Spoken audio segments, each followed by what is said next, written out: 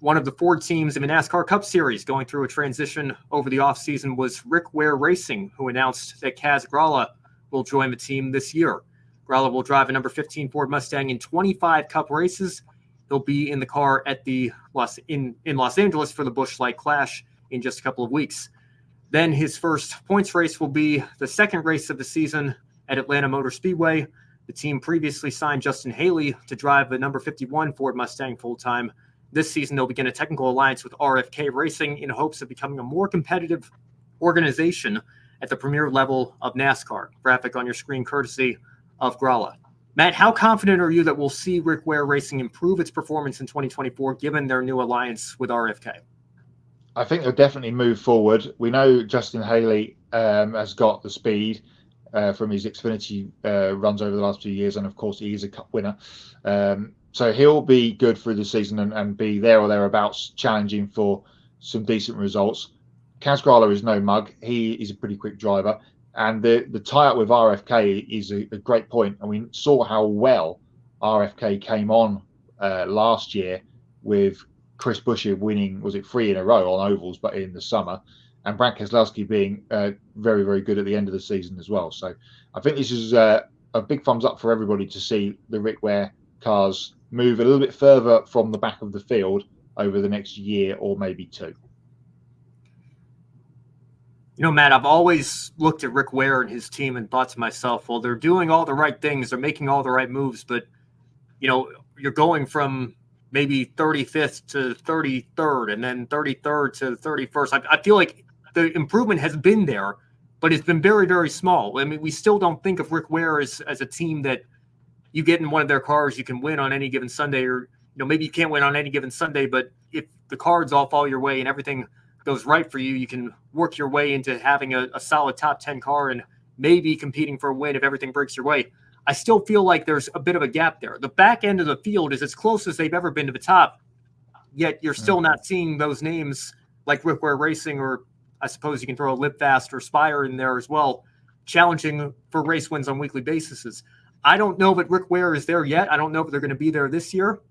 I think Ford still has some questions as well, given the fact that despite Ryan Blaney winning the championship, we did say, you know, you look at Chevy and Toyota, it does look like Ford is a not too distant third, but third nonetheless in terms of the manufacturer order.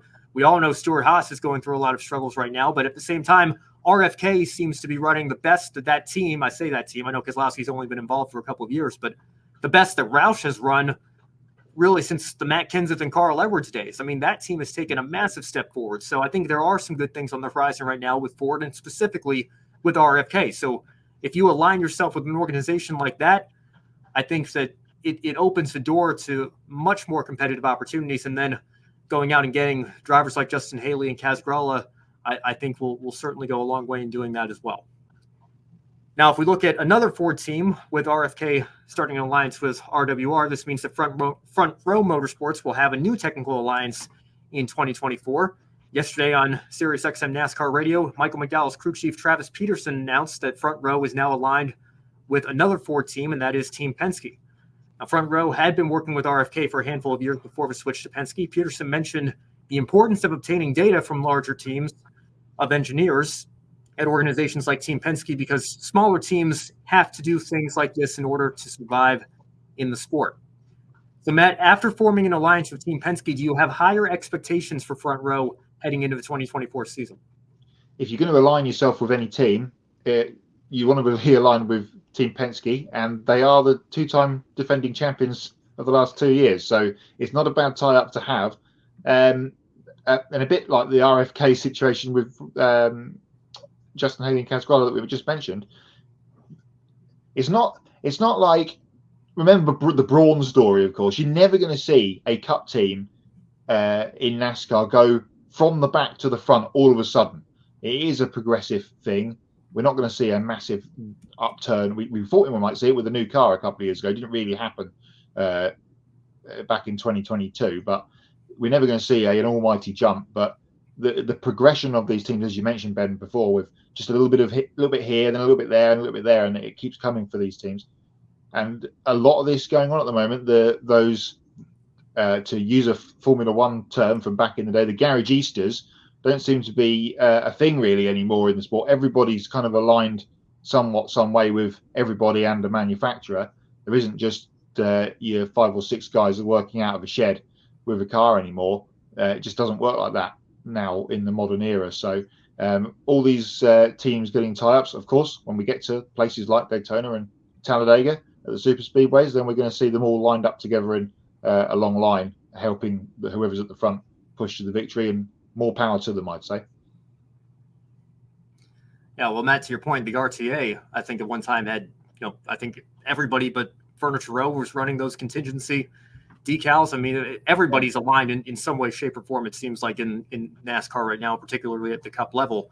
But how deep do those alliances go, I guess, is the question. And you look at these 4 teams here looking like they're really going to put in an effort to align their resources and work together. And I think for teams, certainly Michael McDowell won a race on raw pace last year, inarguably deserved that with how dominant he was at the Indy Road Course. And even beyond that, the steps forward, he's proven that Daytona 500 win was not necessarily a fluke. You say what you will about super speedway racing, but that 34 team, particularly the last 2 or 3 years, has really taken a step forward.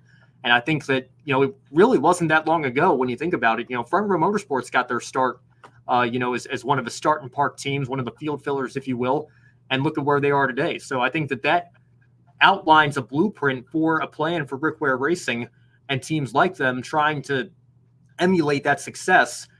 I'm not saying they're ever going to be as big or as successful as the Team Penske's or as the Hendrick Motorsports of the world, but could I see maybe 2 to 3 years down the road, if this alliance continues to grow, if RFK continue to get stronger on top of that, could we see a Rick Ware car in Victory Lane in the Cup Series? I certainly don't put that past that. I don't put that past them going into this season, because to your point that you mentioned earlier, Matt, Justin Haley's already won a Cup race with Spire Motorsports because of how crazy this sport can be sometimes. But in terms of performance, I think even then the opportunity is certainly there for a massive step forward for Rick Ware and his team next season.